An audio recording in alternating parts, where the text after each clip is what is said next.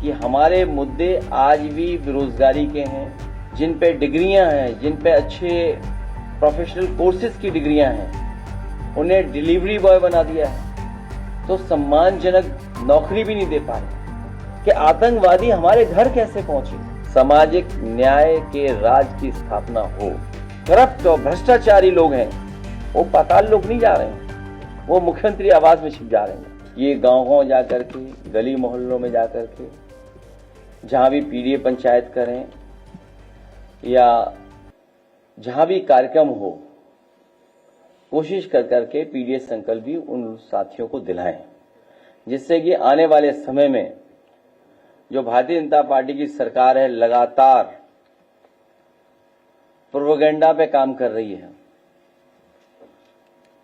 इसलिए हमें जहां पीडीए संकल्प दिलाना है वहीं ये भी याद रखना है कि हमारे मुद्दे आज भी बेरोजगारी के हैं।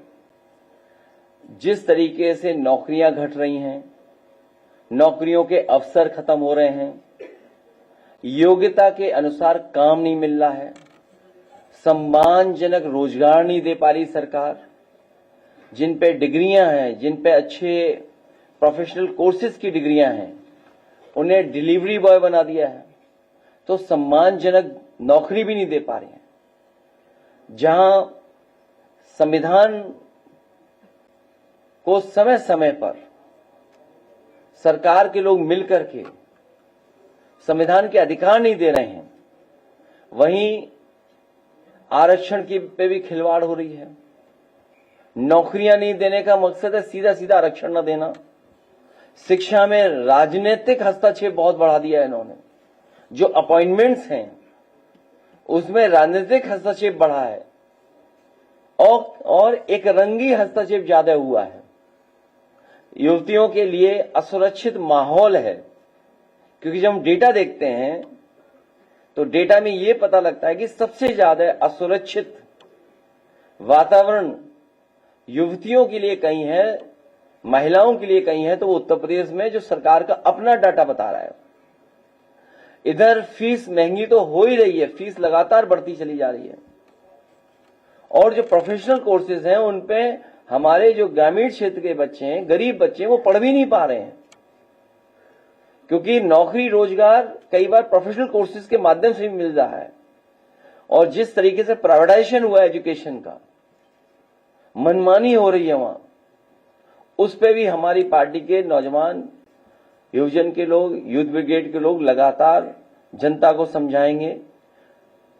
इधर ऑनलाइन सब कुछ अवेलेबल है, लेकिन गरीब के लिए ऑनलाइन अभी भी थोड़ी बहुत परेशानी की बात है, क्योंकि जिस तरह के उनके पास इंतजाम होने चाहिए, गरीब के पास वो सुविधा नहीं है जो अमीर के पास है। इसलिए ऑनलाइन में जहां सुविधा है वहीं ऑनलाइन से गरीब को परेशानी है। मुद्रा योजना का भी हम लोगों ने बताया कि 33 लाख करोड़ रुपया बांटा गया, और ये कहा गया कि 33 लाख करोड़ रुपए बंटने के बाद मुद्रा योजना, जिनको इस योजना से जोड़ा है, वो कम से कम कुछ लोगों को रोजगार देंगी।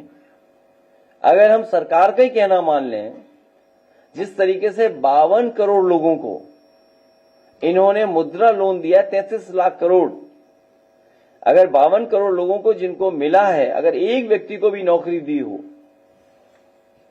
एक व्यक्ति को भी नौकरी दी हो या एक व्यक्ति को भी रोजगार दे दिया हो, तो कोई बेरोजगार बचेगा ही नहीं।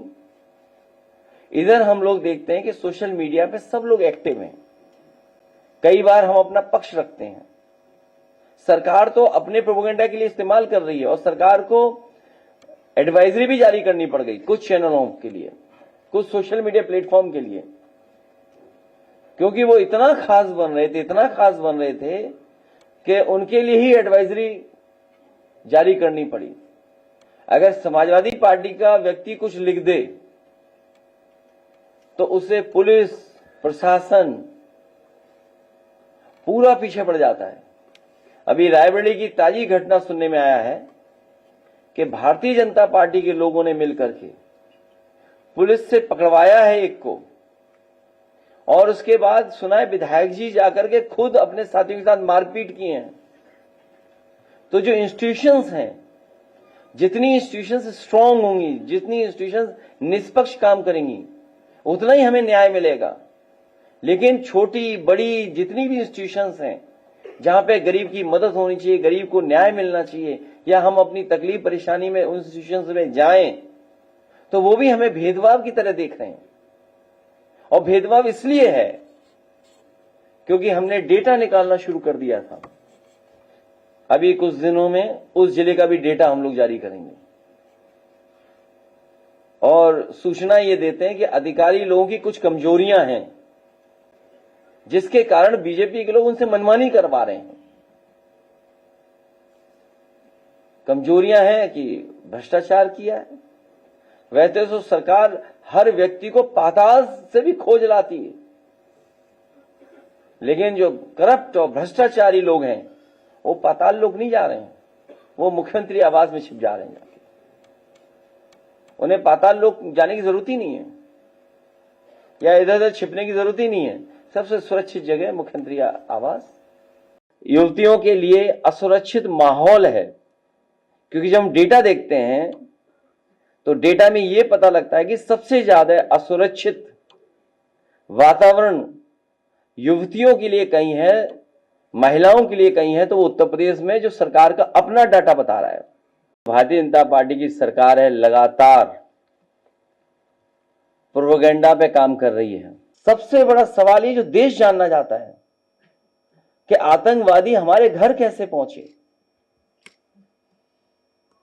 हमारी मांग है कि शहीद परिवारों को 10-10 करोड़ से मदद की जाए। जितनी इंस्टीट्यूशंस स्ट्रांग होंगी, जितनी इंस्टीट्यूशंस निष्पक्ष काम करेंगी, उतना ही हमें न्याय मिलेगा। लेकिन छोटी बड़ी जितनी भी इंस्टीट्यूशंस हैं जहां पे गरीब की मदद होनी चाहिए, गरीब को न्याय मिलना चाहिए, या हम अपनी तकलीफ परेशानी में उन इंस्टीट्यूशंस में जाएं, तो वो भी हमें भेदभाव की तरह देख रहे हैं।